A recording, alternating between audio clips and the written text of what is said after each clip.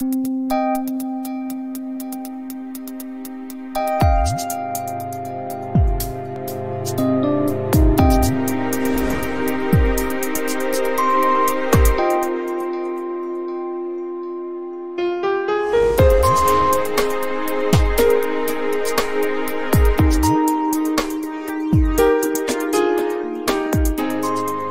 suis né à Marrakech en 1963.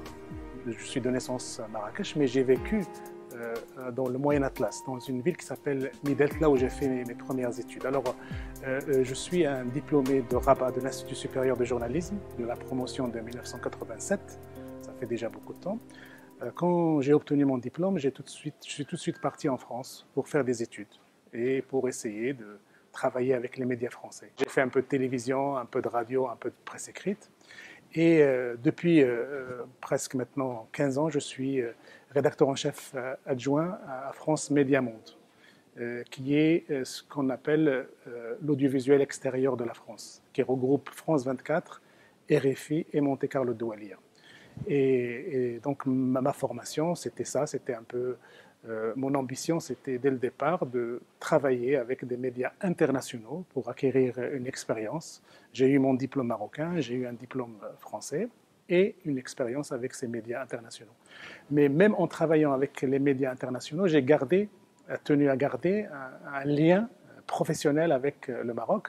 Donc durant ces longues années, le 23 novembre 2017, je fêterai mes 30 ans de vie à Paris. Donc, durant ces longues années, j'ai gardé un lien professionnel avec le Maroc. Ça a commencé avec une collaboration avec le journal L'Opinion, quand il était dirigé par Khalid Jamaï et Naïm Kamal.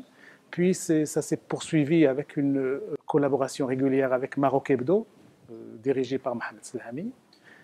Puis après, il y a eu une expérience aussi avec Aujourd'hui le Maroc, qui était dirigé par Khalil Hachimi Idrissi. Et puis maintenant, j'entretiens des collaborations régulières avec des médias assez intéressants comme L'Économiste, Radio Atlantique, Al-Ahdat al-Maghribiya, et j'interviens régulièrement comme chroniqueur aussi pour Média TV. Donc, en plus de mon expérience de la presse française, j'ai cette casquette de chroniqueur et d'éditorialiste avec la presse marocaine.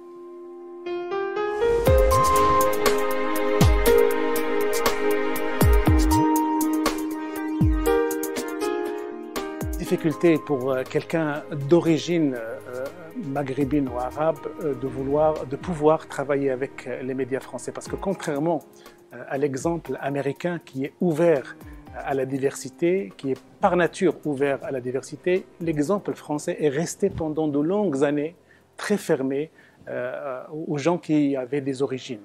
Alors, pour vous donner un exemple, dans les années 90, quand je voulais écrire avec la presse française, j'étais obligé de n'écrire que sur ce que moi j'appelle des sujets ghetto, à savoir sur les émigrés, sur l'islam, sur les sujets communautaires. Il était inimaginable à l'époque pour un journaliste d'origine marocaine ou maghrébine ou arabe de pouvoir écrire dans la presse française sur des sujets français ou internationaux. Alors, les choses sont en train de changer en France. Ça veut dire que la diversité, le principe de la diversité est en train de s'imposer petit à petit.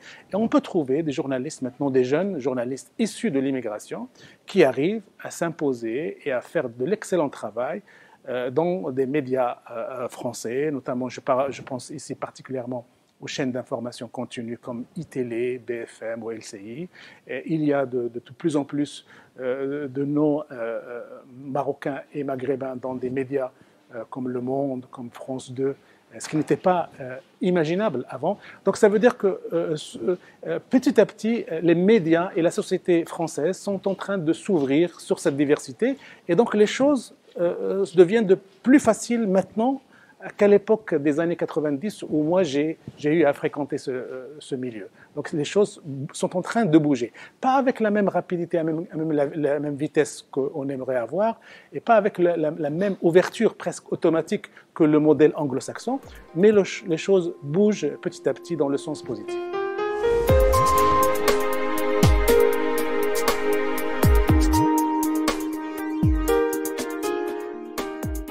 Alors l'immigration marocaine est en train de subir quelque chose de très très difficile à cause des attentats terroristes et à cause qui sont en train d'installer un sentiment d'islamophobie, de haine de l'étranger. Les sociétés européennes, depuis un certain nombre d'années, sont sous l'effet des vagues de migration qui viennent de la Syrie, de l'Irak, de la Libye.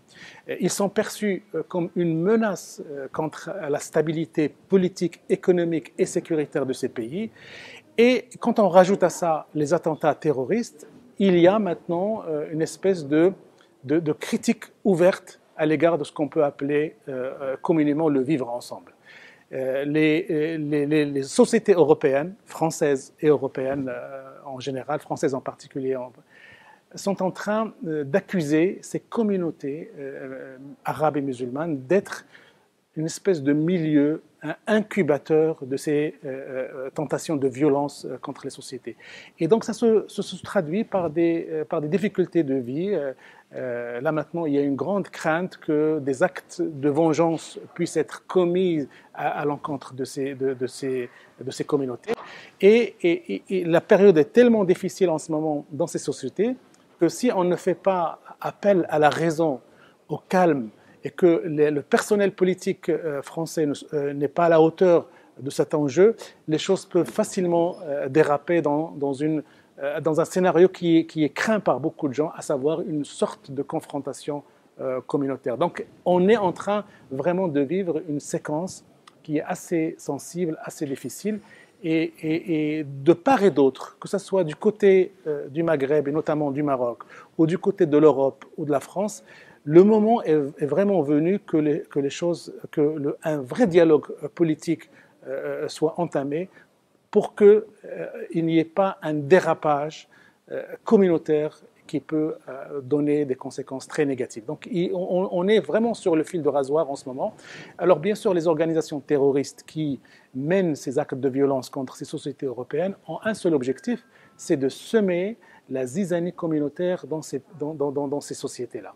Et si demain il y a des actes de vengeance et des actes de violence de part et d'autre, ça veut dire que ces organisations terroristes auront réussi leur pari. Et le grand défi pour nous, les gens qui réfléchissent au devenir et au vivre ensemble, c'est justement de faire en sorte de créer les conditions de ne pas tomber dans ce piège-là, de faire en sorte de protéger l'immigration, de faire en sorte de diffuser cette idée que ces actes de violence n'ont rien à voir ni avec l'islam, ni avec la communauté arabe et musulmane d'Europe, et que ce sont des actes étrangers qui obéissent à des agendas qui n'ont rien à voir avec le vivre ensemble européen. Donc il y a un vrai défi qui nous attend, qui attend tout le monde, tous les acteurs religieux, politiques, associatifs, pour qu'ils s'inscrivent dans ce combat qui est de ne pas tomber dans le piège tendu par ces organisations terroristes.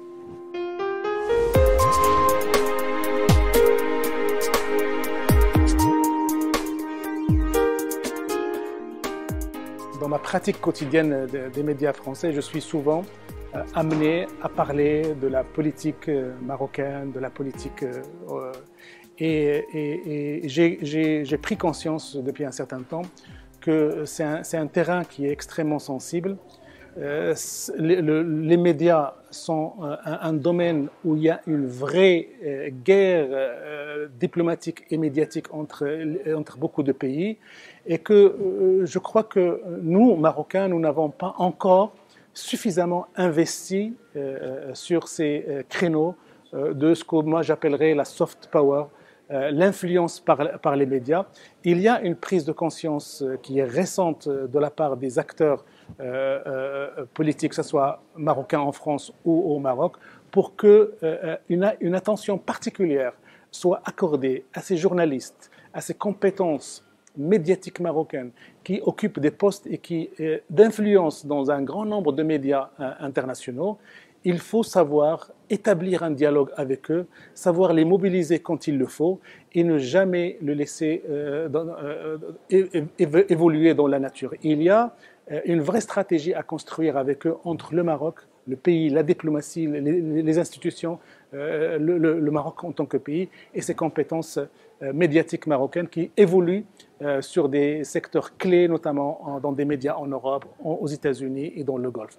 Donc, moi, j'aimerais bien qu'on puisse prendre le temps de réfléchir sur les différents liens, les différentes relations, les différentes collaborations que le Maroc peut avoir avec ses compétences, dans le sens où c'est que le Maroc arrive à les mobiliser pour servir son image, servir son intérêt et servir l'influence qu'il peut prétendre à juste titre avoir sur l'international. Donc ça, c'est une thématique qui me tient à cœur et que chaque fois que j'ai l'occasion de la citer et de parler de ces enjeux, je le fais parce que demain, il y a une richesse, il y a des compétences précieuses qui ne sont pas, à mon sens, suffisamment utilisées dans le cadre de ce qu'on appelle la soft power marocaine à l'international. Et moi, j'invite les responsables à se pencher de manière très, très analytique et très pragmatique sur ce sujet et à imaginer des actions concrètes pour pouvoir en tirer le meilleur de cette présence et de cette excellence marocaine qui est à l'œuvre dans un certain nombre de secteurs.